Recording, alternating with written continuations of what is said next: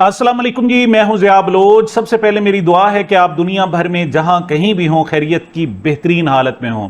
सामिन, पाकिस्तान का ताकतवर तरीन फील्ड मार्शल कोयटा जाए, बलोचिस्तान जाए और अनाउंस करके जाए कि वो और वजीर आजम शहबाज शरीफ साहब जाकर वहां जो शहीद हुए हैं पुलिस एहलकार, उनकी नमाज जनाजा में शिरकत करेंगे, लेकिन वो नमाज जनाजा में शिरकत ना करें और उन्हें उसके बगैर ही वापस आना पड़े। आखिर इसकी क्या वजूहात हैं? यहां तक सूरत हाल बिगड़ जाए कि जो शोहदा के वरसा हैं वो हुकूमती जो आला हुकाम है उनसे मुलाकात करने से भी इनकार कर दें।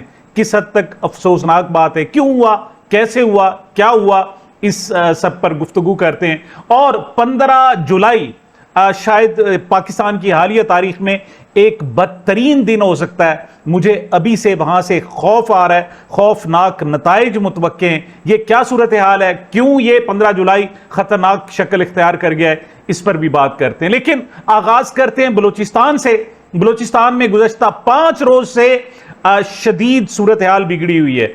वहां मुसलसल हमले हो रहे हैं, मतलब 3 तरह।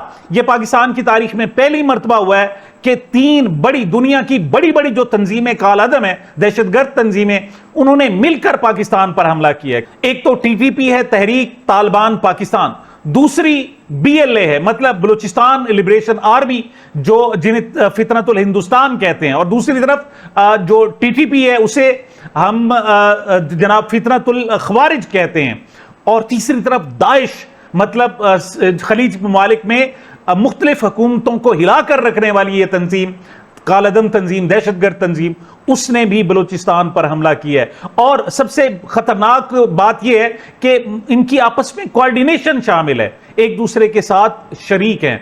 ऐसे आलम में फील्ड मार्शल ने कहा कि वो वहां जा रहे हैं, वहां जाकर लोगों के जख्मों पर मरहम रखेंगे, लेकिन मरहम नहीं रख सके। 2 तरीके से जो शोहदा के लवाहिकीन है, 2 तरीके से उनको राजी करने की कोशिश की गई। सबसे पहले तो डिप्टी कमिश्नर साहब को वहां भेजा गया और उनसे कहा गया कि आपके शोहदा उनकी नमाज जनाजा होने दे, हम उन्हें पूरे जिसे कहते हैं कि सरकारी एजाज के साथ उनकी नमाज जनाजा अदा की जाएगी। लेकिन उनका जो जवाब था इंतहाई सख्त था। उनका कहना यह था कि जब ये शहीद हो रहे थे, आपको बार बार पुकार रहे थे, उस वक्त आप कहां थे? यही बात उन्होंने चीफ साहब से, चीफ ऑफ डिफेंस फोर्सेस से की, सीडीएफ से की, फील्ड मार्शल साहब से की, यही बात वजीर आजम से की, और यही बात उनके उम्माल से की। बल्कि उनकी जो बताई गई तफसील है वो तो इंतहाई खौफनाक है। वो कहते हैं ठीक है, एक वाकया तो हुआ कि दहशतगर्दों ने आकर हमला किया, 250-300 उनकी तादाद थी और सिर्फ 35 पुलिस एहलकार थे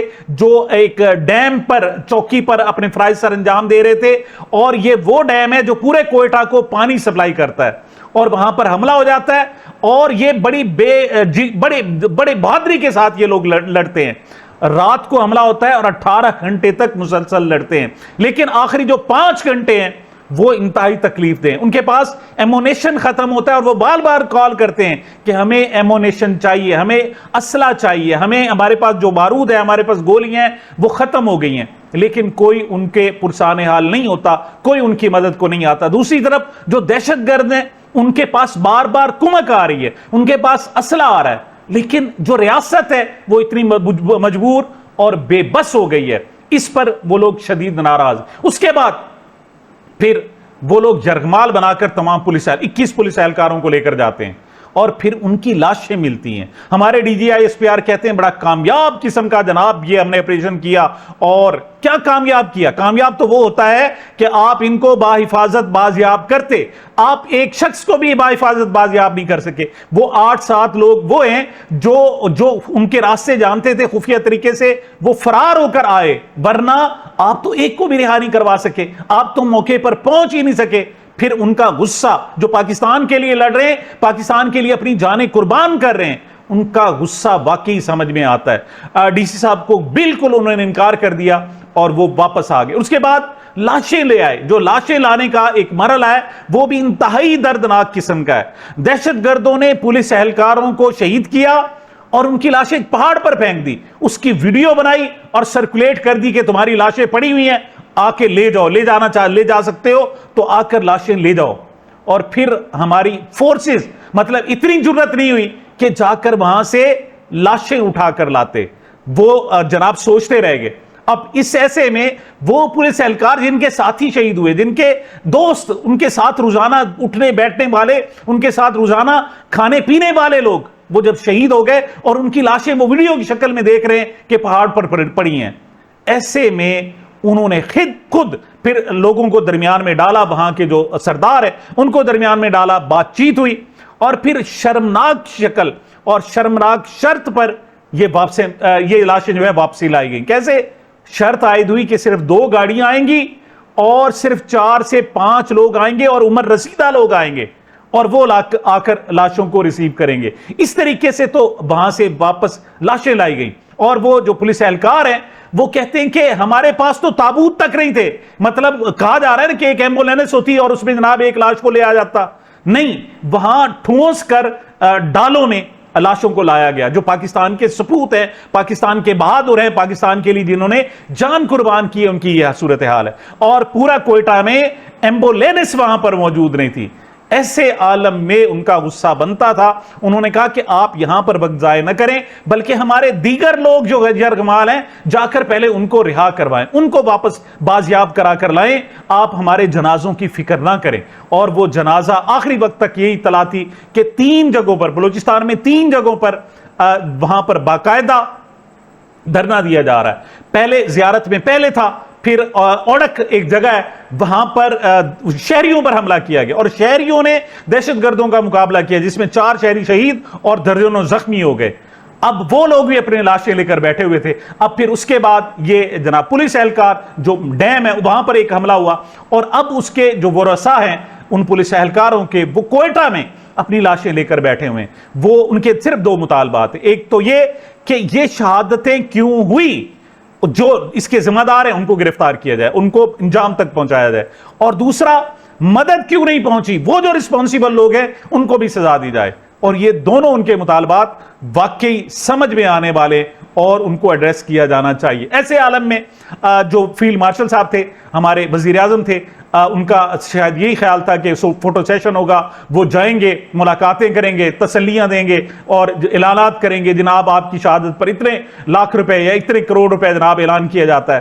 لیکن جن کے پیارے چلے گئے وہ کیسے اس کو برداشت کریں؟ اس وقت ان کا غصہ بہت زیادہ ہے. اور پھر ایجنسیوں نے، ڈپٹی کمشنر نے، دیگر لوگوں نے ان کو آگاہ کیا کہ یہ ٹائم مناسب نہیں ہے، بہتر ہے آپ واپس چلے جائیں اور فی الحال ملاقات نہ کی جائے. یہاں تک کہ سول اسپتال میں ان کی لاشوں کو لینے کے لیے فورسز کے اہلکار پہنچے تو وہ پولیس اہلکاروں کے جو اہل خانہ تھے وہ شدید مضطرب ہو گئے اور وہ نعرے لگاتے رہے اور وہاں سے بھی پولیس ہماری جو فورسز ہیں ان کو واپس آنا پڑا. اور ایک بات میں اور بھی آپ کو بتا دوں، لاشوں کو آخر گھر کیوں نہیں لے جایا گیا اور لاشوں کو سول اسپتال کوئٹہ میں کیوں لے جایا گیا؟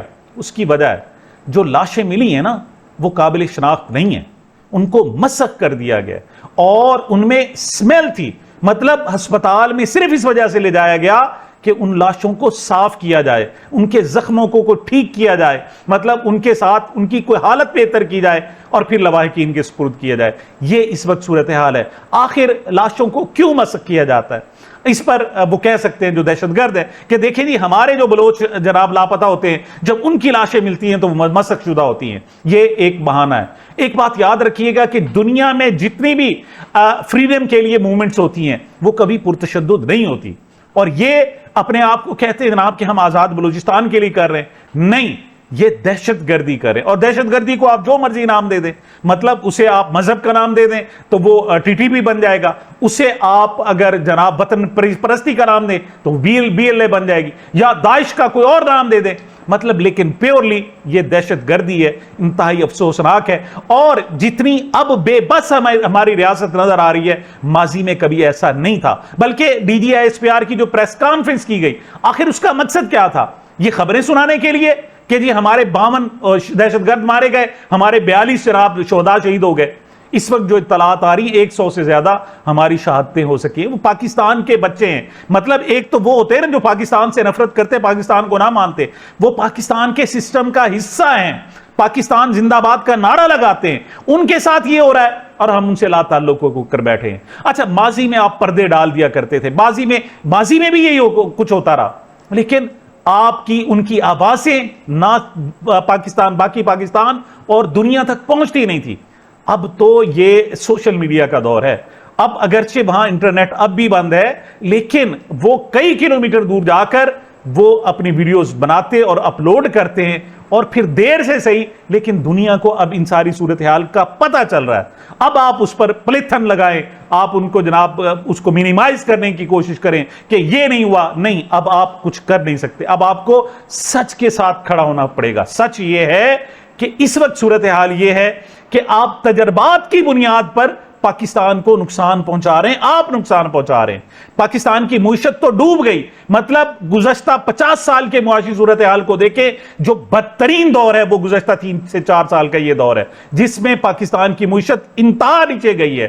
صرف 4 سال میں قرضے ڈبل ہو گئے اور یہ معیشت کی صورتحال ہے. اور دوسری طرف ہمارے جو سیکیورٹیز کے مطلب کبھی ایسا نہیں تھا کہ اس حد تک کہ اچھا تحفہ کیا دیا, ہمارے فیلڈ مارشل وہاں گئے, ہمارے وزیر اعظم گئے اور دہشت گردوں نے تحفہ مطلب دنیا کو بتایا, انہوں نے چاغی شہر پر قبضہ کر لیا, مستقل قبضہ, مطلب کئی گھنٹوں تک وہ دندناتے پھرتے رہے اور وہاں پر اسلحے سمیت گھومتے پھرتے رہے اور لوگوں مطلب انہوں نے جا کر مختلف تھانوں کو میں گئے, انہوں نے وہاں کنٹرول سنبھالا, کئی تھانوں کو آگ لگا دی, بینکوں میں گئے وہاں جناب انہوں نے گاڑیوں کو آگ لگا دی اور اس کے علاوہ عوام میں مل کر پھرتے رہے. بلکہ گزشتہ جو واقعات ایسے ہوئے تھے وہاں تک تو یہ صورتحال تھی کہ وہ عوام کے ساتھ پھر رہے تھے اور عوام ان سے کم از کم جو ہے نہ نفرت کر رہے تھے اور نہ ہی ان کے خلاف وہ نعرے لگا رہے تھے, نہ ہی ان سے وہ خوف زدہ ہو رہے تھے. یہ صورتحال ہے اب بلوچستان کی. پہلے تو آپ اس کو مانتے نہیں تھے نا, مطلب آپ نے ریونیو جنریٹ کرنے کے لیے بلوچستان کو رکھا ہوا ہے کہ وہاں سے معدنیات کے ٹھیکے دیں گے اور جناب جا کر صدر ٹرمپ کو دکھائیں گے, دیکھیں نہیں ہمارے پاس تو یہ ریئر ارتھ منرلز نکلتے ہیں, ہمارے پاس تو فلاں بڑی زبردست قسم کی جناب داتیں نکلتی ہیں, دیکھیں. آپ وہاں جا کر ان کو دکھاتے ہیں, وہ ہوتی کیا ہے, وہ مٹی بلوچستان کی ہے. بلوچستان کی مٹی آپ بیچنے کے لیے تو بہت ایکٹیو ہیں لیکن وہاں امن آپ کا مقصود نہیں ہے. اس وقت کہ جب پاکستان پہلی اسلامی ایٹمی قوت ہے, صورتحال بلوچستان میں اس کے خلاف ہے کہ وہاں جا کر شہروں پر قبضہ ہو جاتا ہے. اور یہ قبضہ کب ہوتا ہے, مطلب یہ آج سے نہیں ہے, گوریلا وارز یہ شروع سے چلی آ رہی ہیں اور یہ اس وقت اس کا اظہار کیا جاتا ہے کہ اب ہماری عوام میں ایکسیپٹنس موجود ہے. مطلب دہشت گرد جب وہاں جاتے ہیں اسلحہ اٹھا کر, لوگ آ کر ان کا ہاتھ چومتے ہیں. صورتحال اب یہاں تک پہنچ گئی ہے اور اسے فلمایا جاتا ہے, پھر پوری دنیا کو دکھایا جاتا ہے. آپ کب تک کبوتر کی طرح آنکھیں بند کر بیٹھے رہیں گے؟ آپ کہیں گے کہ پوری دنیا آپ کو نہیں دیکھ رہی, حالانکہ سب آپ کو دیکھ رہے ہیں. اور آپ جناب جو پریس کانفرنس کرتے ہیں اس میں اس بات کا اقرار کرتے ہیں جناب فلاں علاقے میں وہ شرپسند آ گئے تھے اور ہم نے اس علاقے کو بازیاب کرا لیا. مطلب اعتراف کرتے ہیں کہ باقی دہشت گردوں نے اس شہر پر قبضہ کر لیا تھا اور آپ نے جا کر اس قبضے کو چھڑوایا ہے. جب اس قسم کی صورتحال ہو تو وہ کس حد تک شرمناک ہو سکتی ہے. جی, لاشوں کی وصولی کے حوالے سے میں نے بتایا کہ کوئی بھی گورنمنٹ کا آفیشل نہیں آیا. آپ جا سکتے تھے, آپ جناب جا کر, ویسے تو آپ بمباری کرتے ہیں, آپ جا کر پہاڑوں پر بمباری کرتے ہیں. یہاں صورتحال یہ تھی, آپ کے علم میں تھا کہ تمام کے تمام جو پولیس اہلکار ہیں وہ شہید ہو چکے ہیں, لیکن لاشیں اٹھانے کے لیے آپ نہیں گئے. کیوں؟ اب ہیلی کاپٹر بھیجیں, اب تو ہیلی کاپٹر پر وہ باقاعدہ فائرنگ کرتے ہیں. اب تو آپ جناب جہاز جو طیارے بھیجتے ہیں ان پر باقاعدہ فائرنگ کی جاتی ہے, اور جو ہمارے ڈرون جاتے ہیں وہ دہشت گردوں کو مارنے کے بجائے وہاں کے مقامی لوگوں کو ہٹ کرتے ہیں. اس قسم کی جب صورتحال ہو جائے تو یہ بڑی الارمنگ ہوتی ہے. پاکستان اس وقت مشکل سے سانس لے رہا ہے اور آپ کے جو وزیر داخلہ ہیں, مطلب جو اس ساری صورتحال کے ذمہ دار ہیں, وہ اقوام متحدہ میں سیکرٹری جنرل سے ملاقات کر رہے ہیں, ان سے مطلب پاکستان یہاں جل رہا ہے اور آپ جناب آپ دیکھ رہے ہیں کہ واہ واہ جی دیکھیں ہماری کیسی زبردست قسم کی فورن پالیسی ہے. آپ کے جو وزیر خارجہ ہیں اس کا سکینڈل, اس کے نواسے کا سکینڈل بنا ہوا ہے کہ وہ جناب لوگوں کو بلاتا ہے, لڑکیوں کو پوری دنیا سے, اور یہاں آ کر ان کو ریپ کیا جاتا ہے. اور آپ کے جو وزیر داخلہ ہیں جو اس امن و امان کے بنیادی طور پر ذمہ دار ہیں, وہ باہر جا کر ملاقاتیں کر رہے ہیں اور ان کو پاکستان کی صورتحال کا علم بھی نہیں ہے. دیکھیں یہ کیوں, یہ قرابت داری کی بنیاد پر عہدے جب تقسیم کیے جائیں گے, قرابت داری کی بنیاد پر آپ سیٹیں بانٹیں گے, قرابت داری کی بنیاد پر یا خاص اصول کے تحت جناب آپ لوگوں کو M N As M P As بنائیں گے, پھر رزلٹ اس قسم کے نکلیں گے۔ تو جناب وزیر اعظم اور ہمارے فیلڈ مارشل سید آصف منیر صاحب نے ایپکس کمیٹی سے خطاب کیا اور اس میں کہا جناب کہ ہم دہشت گردوں کو بالکل نہیں چھوڑیں گے، ہماری تو جناب یہ جو فورن پالیسی ہماری کامیاب فورن پالیسی ہے اس سے نالا ہو کر اس کو جناب گہرانے کے لیے اور اس سے خائف ہو کر دشمن ہمارا پیچھا کر رہا ہے۔ تو کیوں آپ نے دشمن کو چانس کیوں دیا ہوا ہے؟ آپ یہ گلا کرنا کہ جناب دشمن نے کامیابی حاصل کر لی ہے تو بذات خود اعتراف ہے، ایسا کیوں ہو رہا ہے؟ آپ اس کو ایڈریس کرنا چاہیے۔ اور ویسے کہنا کہ جناب ہماری فورن پالیسی کامیاب ہے لیکن اندرونی جو پالیسی ہے وہ کمزور ہے، تو یہ تو پھر آپ کی اپنی کمزوری ہے، آپ کیا کریں گے؟ وہ کہتے ہیں نا ایک بچہ ایک بیٹا جو ہے وہ باہر جس بازار میں جائے لوگ اس کی عزت کریں اور جب وہ واپس آئے تو اپنے ماں باپ کو گالیاں دے اور وہاں الٹا لڑائی کرنے لگ جائے تو اسے کون اچھا کہے گا؟ آپ کی فورن پالیسی چلیں ٹھیک ہے بڑی اچھی رہی جناب، آپ نے ایک وقت میں امریکہ کو اور جناب چین کو مینیج کر لیا، آپ نے ایک وقت میں یو اے ای اور سعودیہ کو اور جناب ایران اور امریکہ کو انگیج کر لیا، اچھی بات ہے ٹھیک ہے جیسے بھی ہے، وہ حالانکہ پتہ ہے کہ مجبوری تھی صدر ٹرمپ کی اور انہوں نے آپ کی خدمات حاصل کی، لیکن پاکستان کی کون سوچے گا؟ پاکستان کے حوالے سے کون درد محسوس کرے گا؟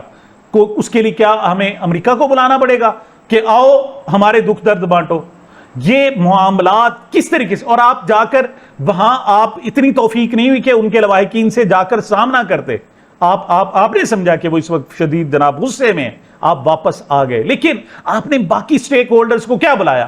اس سے اچھا تو پی ٹی آئی کے جناب داؤد شاہ کاکڑ نے اے پی سی بلائی اور اسلام آباد میں بلا لی اور وہاں اس نے سردار اختر مینگل جیسے لوگوں کو، محمود خانہ چکزئی، دیگر بہت سارے لوگوں کو، جماعت اسلامی، جے you I, a N P, مطلب ان سب لوگوں کو انہوں نے بلایا اور وہاں پر اس مسائل پر ڈسکشن ہوئی۔ لیکن آپ کہتے ہیں کہ میں ہی عقل کل ہوں، میں ہی سب کچھ ہوں جناب اور میرا کہا ہوا ہی فائنل ہے۔ جب یہ صورتحال ہوگی تو معاملات آگے نہیں بڑھیں گے۔ آپ ذرا مشاورت کریں، ٹھیک ہے آپ عالی دماغ ہیں لیکن دیکھیں مسائل کس طریقے سے حل ہو سکتے ہیں اور ان کو آپ کو ایڈریس کرنا پڑے گا۔ جی کشمیر کی طرف آتے ہیں، کشمیر بھی سلگ رہا ہے، یعنی بلوچستان کی صورتحال اور دوسری طرف کشمیر کی صورتحال۔ کشمیریوں نے بڑا انتظار کیا، 5 جناب جون سے وہ بیٹھے ہوئے ہیں اور اب 10 جولائی ہو گئی، مطلب 1 مہینہ اور 5 دن ہو گئے اور اس دوران وہ لانگ مارچ کرنا چاہتے تھے لیکن انہوں نے خطوط لکھے، ایک خط نہیں لکھا، انہوں نے بار بار وہ لکھ رہے ہیں دنیا کی کون سی ایسی جناب قوت ہے، کون سا ایسا بندہ ہے اہم جو اس مسئلے میں کردار ادا کر سکتا ہے اور ان کو وہ ایڈریس نہیں کر رہے۔ وہ سب کو کہہ رہے ہیں کہ آئیں معاملہ حل کریں، ہم نہیں چاہتے کہ زیادہ کوئی گڑبڑ ہو، ہمارے مطالبات ہیں ان کو ایڈریس کیا جائے، ان مطالبات کو پورا کیا جائے۔ مولانا فضل الرحمان صاحب نے ان سے کہا کہ آپ فی الحال لانگ مارچ کا اعلان نہ کریں، انہوں نے کہا جی آپ کے کہنے پر ہم نے لانگ مارچ مؤخر کر دیا تھا لیکن 15 جولائی کو ہم کشمیر کی طرف مظفر آباد کی طرف بڑھیں گے اور اپنے مطالبات عوامی سطح پر عوامی طاقت سے منوانے کی کوشش کریں گے۔ یہ 15 دن اب کیا ہوگا؟ کیا وہاں پھر دوبارہ ڈی چوک کا سانحہ جیسا ہوگا یا مرید کے جو سانحہ ہوا اس کو دہرانے کی کوشش کی جائے گی؟ لیکن یہ کشمیر ہے، سینسٹیو ایریا ہے، یہاں آپ ان کو اس انداز میں نہیں لے سکتے جس انداز میں آپ نے پی ٹی آئی کے لوگوں کو، جس طریقے سے آپ نے ٹی ایل پی کے لوگوں کو مارا اور آپ نے معاملے کو دبا دیا۔ نہ کوئی جناب ایف آئی آر ہوئی، نہ کوئی انکوائری ہوئی، نہ کوئی معاملہ عدالتوں میں گیا، آپ نے طاقت کے زور پر ساری صورتحال کو روک لیا۔ لیکن کشمیر برننگ پوائنٹ ہے، آپ اس کو اس انداز میں نہیں لے سکتے، آپ کو معاملے کا بہتر حل نکالنا پڑے گا ورنہ پھر بہت زیادہ دیر ہو جائے گی۔ جی سید علی خامنائی سپرد خاک کر دیے گئے، ایرانی لیڈر، بہت بڑا جنازہ، اور ایسے عالم میں کہ ان کے جنازے میں مشہد سے مشہد تک کا یہ سفر ہے اور مشہد میں روضہ امام علی رضا کے احاطے میں ان کو سپرد خاک کیا گیا اور کم از کم آپ ان کی جو فوٹیجز دیکھتے ہیں کم از کم 1.5 سے 2 کروڑ افراد وہاں موجود تھے اور ایسے عالم میں موجود تھے جب امریکہ ایران پر حملے کر رہا تھا، مطلب 2 راتوں میں، پہلی رات میں 80 حملے کیے، 80 ایئر سٹرائک کی، 80 اہداف کو نشانہ بنایا اور دوسری ایئر سٹرائک میں 90، مطلب 170 اس نے فضائی حملے کیے۔ ایسے عالم میں 1.5 کروڑ لوگ مشہد میں سڑکوں پر موجود تھے۔ بہرحال ایران اب تدفین سے فارغ ہو چکا، اب معاملات وہ شاید کسی اور انداز میں دیکھے گا۔ اور صدر ٹرمپ مطلب وہ صبح کو کہتے ہیں کہ جی MOU ختم، جنگ بندی ختم، معطل، اور اب ہم جنگ کریں گے، شام کو کہتے ہیں معاملات بڑے اچھے انداز میں بڑھ رہے ہیں۔ مطلب اس وقت جسے کہتے ہیں نا اس کا ذہن معوف ہو چکا، وہ تو یہاں تک کہتا ہے اسلامی جمہوریہ جاپان نے ہم پر حملے کیے، مطلب اسے ایران اور جاپان میں فرق بھی ختم ہو گیا، جیسے اس کے پیشرو بکھلا گئے تھے اور سٹھیا گئے تھے، لگتا ہے ٹرمپ کے ساتھ ایسا ہو گیا۔ بہرحال ایک نیا فیز اب اس تدفین کے بعد ایرانیوں کے ساتھ اور ایران امریکہ جنگ کے حوالے سے، پاکستان اگرچہ اس حوالے سے کوششیں کر رہا ہے، کیونکہ ایک مرتبہ پھر امریکہ کی طرف سے ریکویسٹ آئی ہے کہ اس معاملے کو حل کریں۔ بہرحال یہ میری اب تک کی گزارشات تھی، مجھے اپنے اس چینل کو اپنی محبتوں اور دعاؤں میں یاد رکھیے گا۔ ملتے ہیں چھوٹے سے وقفے کے بعد۔